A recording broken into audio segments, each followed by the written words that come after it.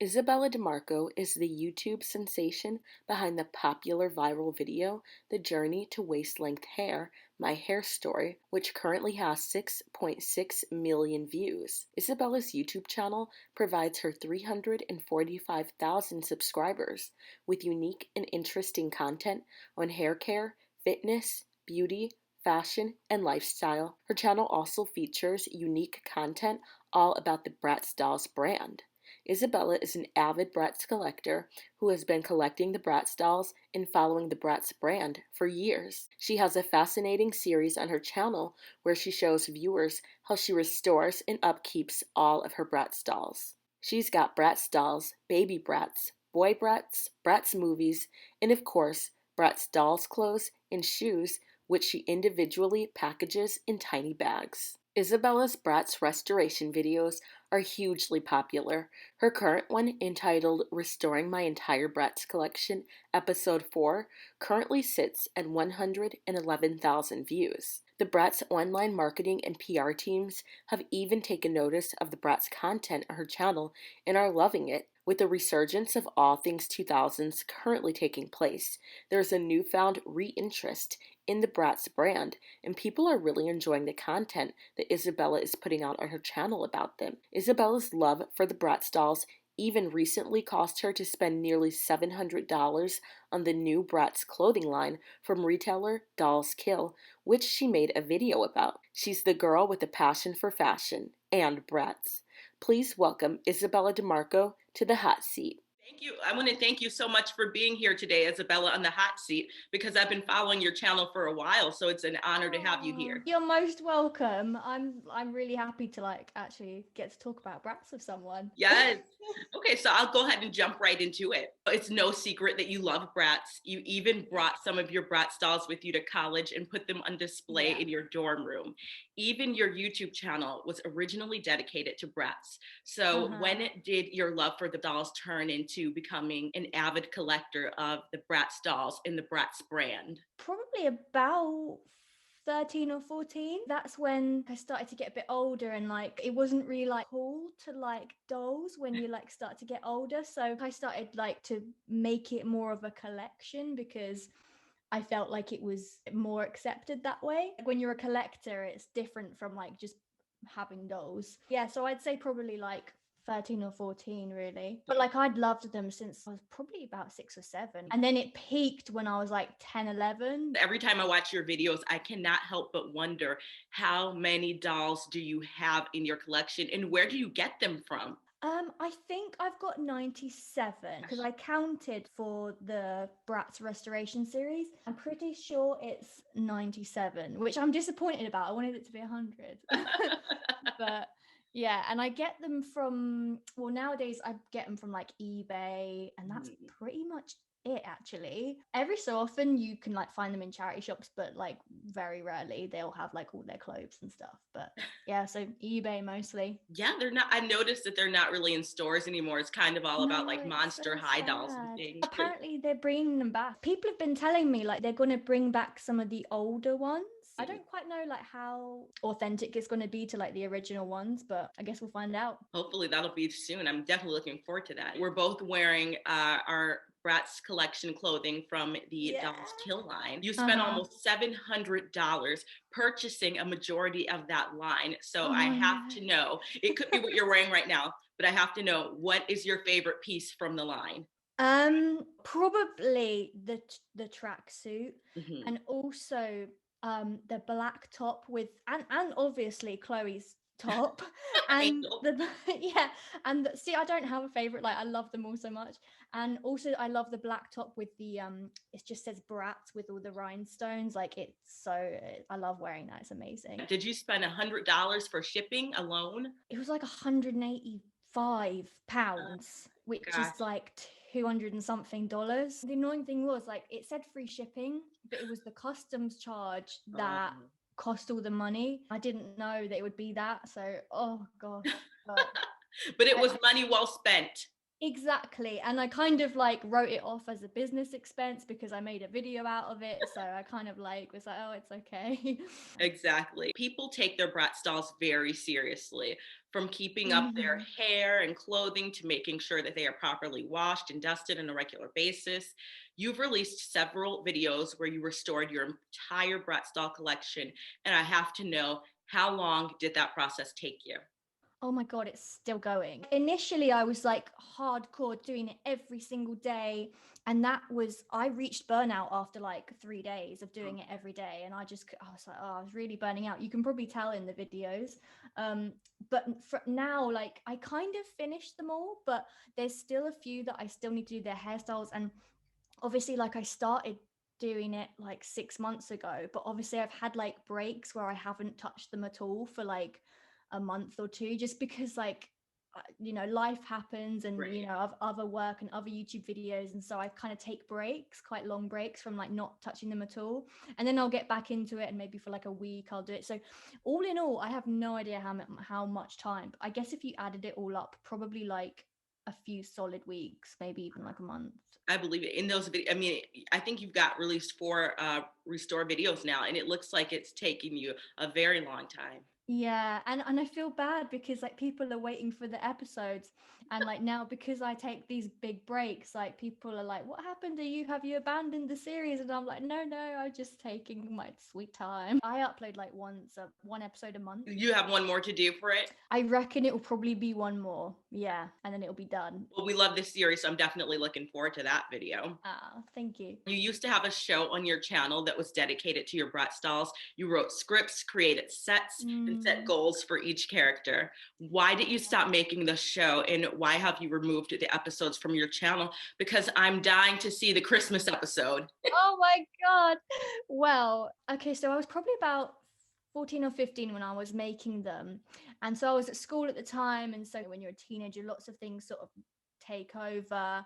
And so I kind of just wouldn't find the motivation anymore to make them on the time. I had all these ideas for like other series that I wanted to make, but I think like when you're a young teenager, things just kind of, you start things and they kind of just die out. Yeah. So that's kind of why I never finished that like TV show kind of series thing that I made. I unlisted them because they're just so embarrassing.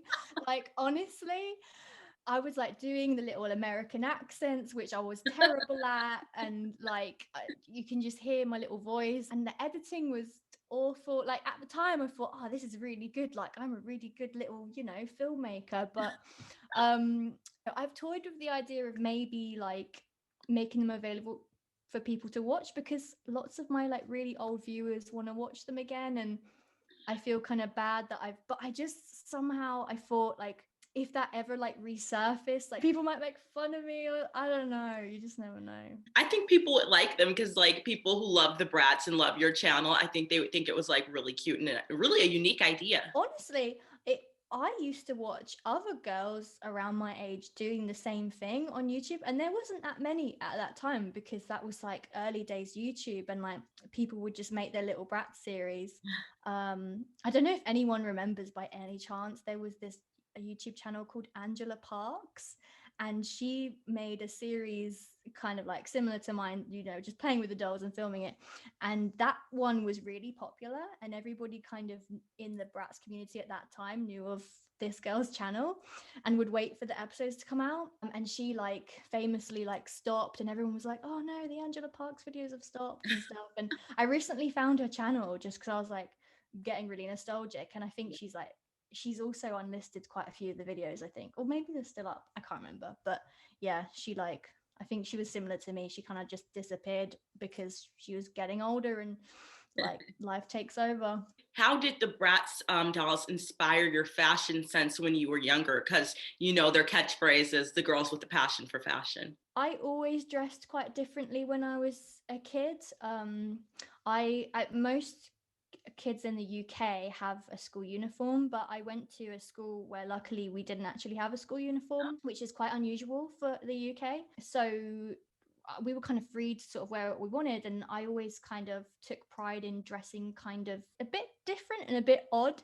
And like looking back, some of my outfit choices are kind of cringe at because they were kind of real crazy.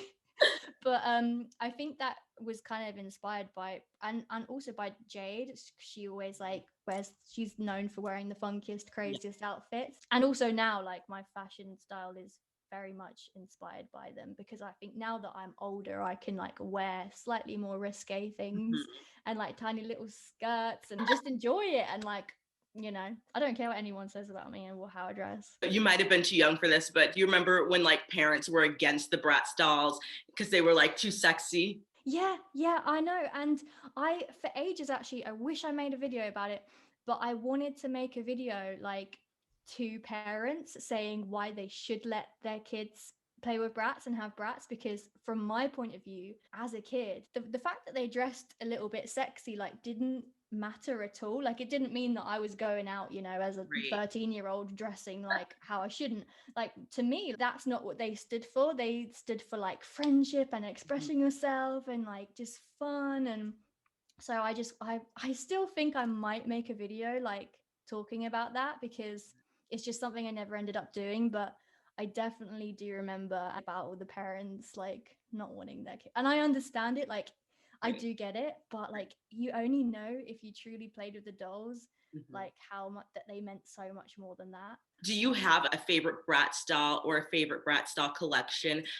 Because I know I loved the Study Abroad series. I thought that was really cute. Yeah, that was a cute one. I have like the Jade and the Sasha from that line. They're like on my shelf. I have a few, but I think my favorite is probably the Formal Funk line. Oh yeah.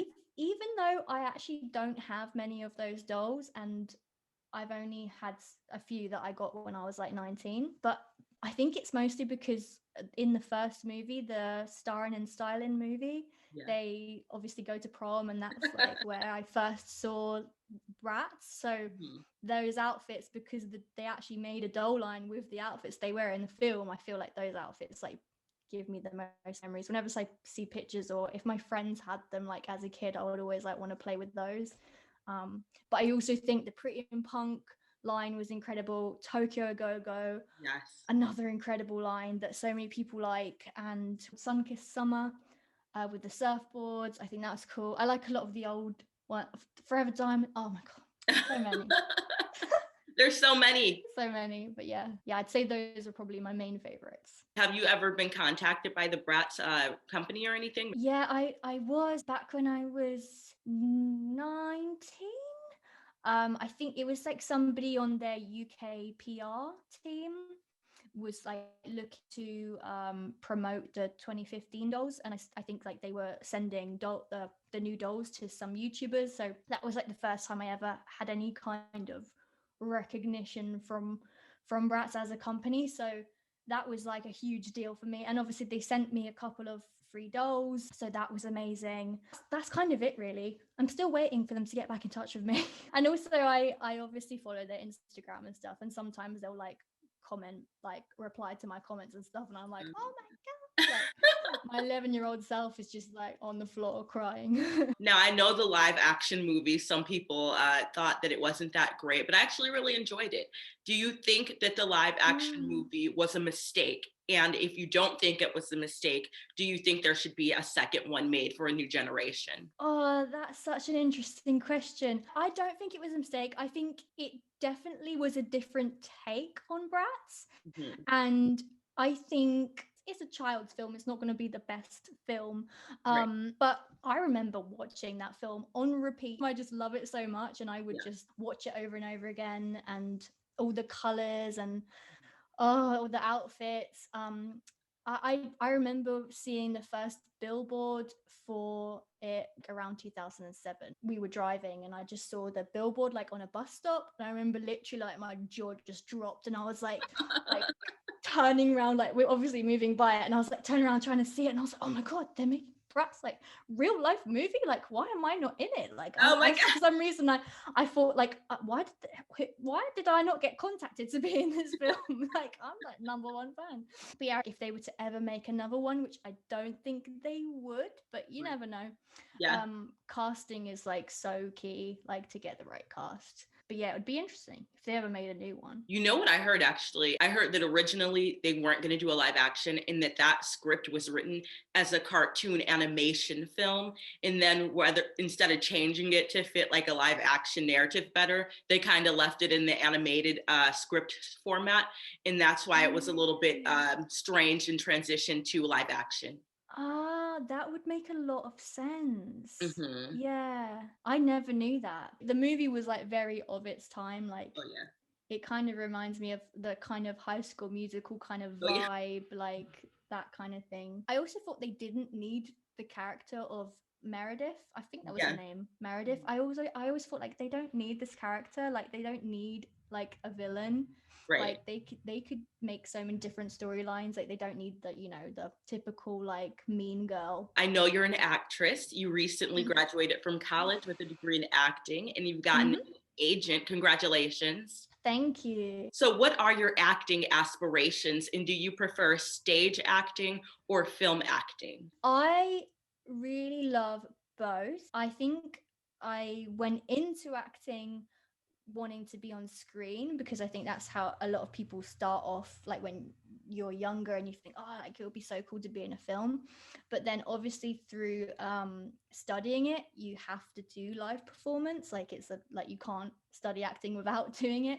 And so I kind of fell in love with performing to an audience, and the whole like live experience is really different and special. I miss it so much because obviously the way the world is, live performances haven't been happening. I've been doing little bits of both here and there. Mainly like student films is the only screen experience I've got because it's really hard to break into like the film industry. Even the TV industry is like so competitive and it's so difficult. I was in a play, it's like a theatre and education play which we toured around schools in Italy and France, and they've invited me back in April to do it again, but they're gonna like record it so it will be like filmed and then like sold to schools for like educational purposes. So that would be interesting.